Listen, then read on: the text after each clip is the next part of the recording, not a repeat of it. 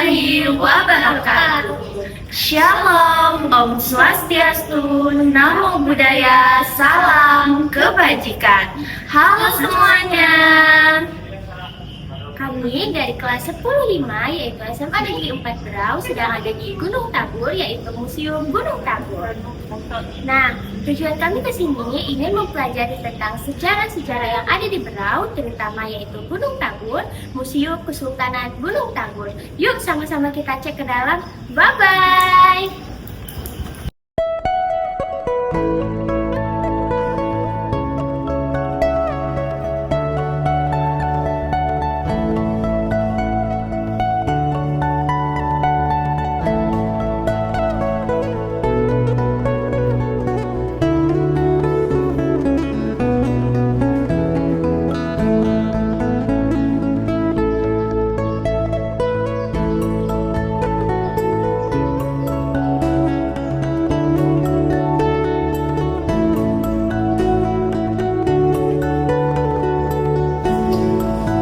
Assalamualaikum warahmatullahi wabarakatuh.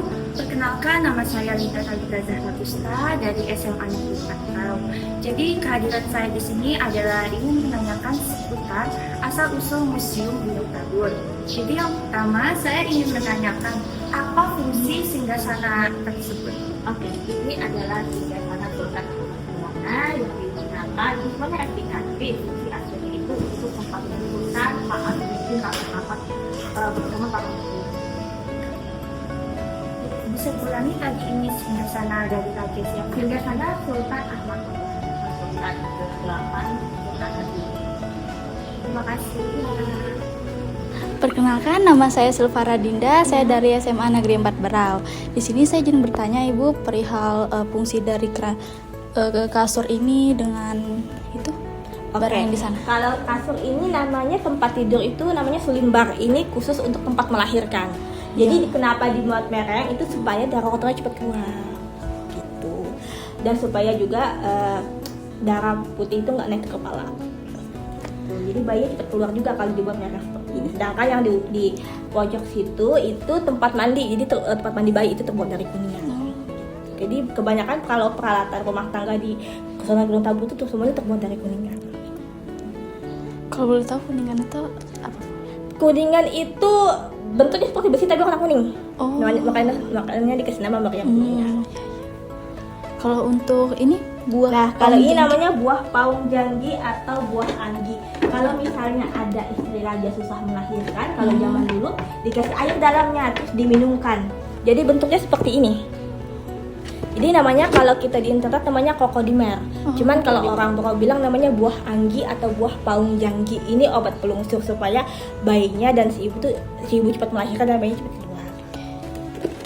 Dan bentuknya memang seperti ini. Memang sebesar ini. Dia kalau misalnya dari cara minumnya tuh. Jadi ini enggak, maksudnya dimasukin air seperti biasa, terus diminumkan airnya. Airnya ditaruh di gelas lagi terus diminum. Jadi waktu itu sebenarnya fungsinya ini waktu masih muda ya.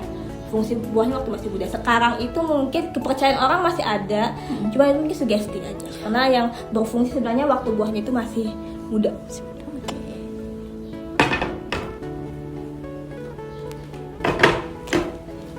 Assalamualaikum warahmatullahi wabarakatuh. Perkenalkan, nama saya Devara Azra Ufaira. Saya dari SMA 4 Berau, mengunjungi Museum Gunung Tabur, ingin menanyakan tentang kasur kesultanan.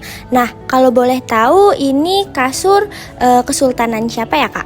Oke, ini sebenarnya tempat tidur dari Sultan Ahmad Maulana waktu beliau masih remaja. Jadi beliau ini kasur ini sendiri, tempat tidur ini, lebih tepat tempat tidur yang besi ini, yang asli ini, itu hadiah dari ayah beliau Sultan Syaranuddin waktu beliau naik haji. Jadi dibeli di tanah Mekah, kemudian diberikan ke Sultan Ahmad Maulana waktu beliau masih remaja. Makanya ukurannya agak kecil. Apakah fungsi dari kasur ini seperti pada umumnya atau ada fungsi tersendiri? Oke, kalau fungsi ini sendiri itu sama seperti tempat tidur biasa aja. Oh ya, oke. Terima kasih ya, Kak. Kalau untuk ini tuh fungsinya buat apa? Oke, ini fungsinya untuk timbangan bayi, untuk bayi yang lahir khusus bulan Safar. Kalau bulan lain itu nggak perlu ditimbang pakai buah. Jadi di sini itu ada kepercayaan kalau bayi yang lahir bulan Safar itu buah taknya itu keras hati, cepat emosi. Jadi supaya, karena bulan lahirnya itu Sapar, bulan panas, jadi supaya seimbang, ditimbang pakai buah yang banyak mengandung air, seperti semangka, apel, itu kan yang banyak mengandung air supaya dingin, jadi supaya menyeimbangkan dari hawa panas bulannya itu, biar nanti bayinya itu jauh lebih tenang, nggak cepat marah. Tapi khusus bulan Sapar aja, kalau bulan lain itu nggak masalah. Terima kasih Bu. Ya. Assalamualaikum warahmatullahi wabarakatuh. Saya Dinscila Yovinka. Saya ingin menanyakan, ini tuh meriam apa sih kalau boleh tahu? Oke, ini namanya meriam pijitan. Kenapa diberi nama meriam pijitan? Itu berasal dari asal usulnya. Jadi meriam pijitan itu sebenarnya meriam yang sama seperti meriam Belanda yang ada di luar museum, tapi patah dan ditemukan oleh yang namanya si petani. Kemudian si petani ini menyambungkannya kembali, dibikin ulang, dan proses penyambungannya itu di proses pembikinan ulang itu dibikin pakai tangan, jadi dipijit pakai tangan. Jadi besinya yang panas ini dipanaskan sampai memerah, sampai menjadi lunak, kemudian dipijit pakai tangan. Makanya di semua badan meriam ini terdapat sidik jari pijitan. Jadi sampai ke belakang ini pas di genggaman tangan, karena memang proses pembuatannya itu dibikin pakai tangan langsung. Memang kebetulan si petani ini dikatakan tangannya itu tahan panas. Zaman dulu kan orang memang katanya sakit. Terima kasih. Makanan-makanan sudah siap terhidangkan, jadi orang dulu panggil gitu deh.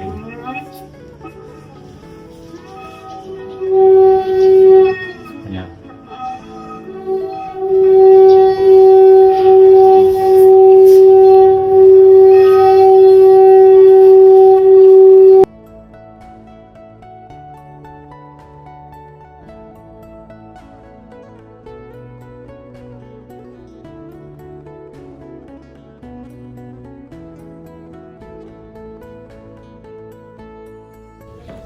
Baik Pak, dulu kan saat saya masih kecil saya pernah berkunjung di museum ini. Kalau tidak salah waktu itu pemandu museum ini mengatakan bahwa dulu Sultan ini jika ada anak yang pintar mengaji akan diberikan emas. Apakah benar? Kalau di sini ini namanya pelaminan bangsawan. Tempat ini ya. Kalau untuk tempat hatam Al-Qur'an di situ sebelah sana. Kalau ini pelaminan bangsawan. Nah, kalau misalnya ada orang yang sudah tamat mengaji, misalnya memang betul ada dikasih gitu sebagai hadiah bahwa dia sudah hatam Al-Qur'an gitu, sebagai kenang-kenangan. Baik, terima kasih Bapak. Baik, jadi saya ingin bertanya Pak, seperti yang bisa kita lihat di sini terdapat banyak sekali ruangan. Bapak boleh menjelaskan sedikit dari ruangan-ruangan ini, ruangan apa aja sih Pak? Ya, dari sini kita bisa melihat ruangan pertama, sini ada ruangan perpustakaan.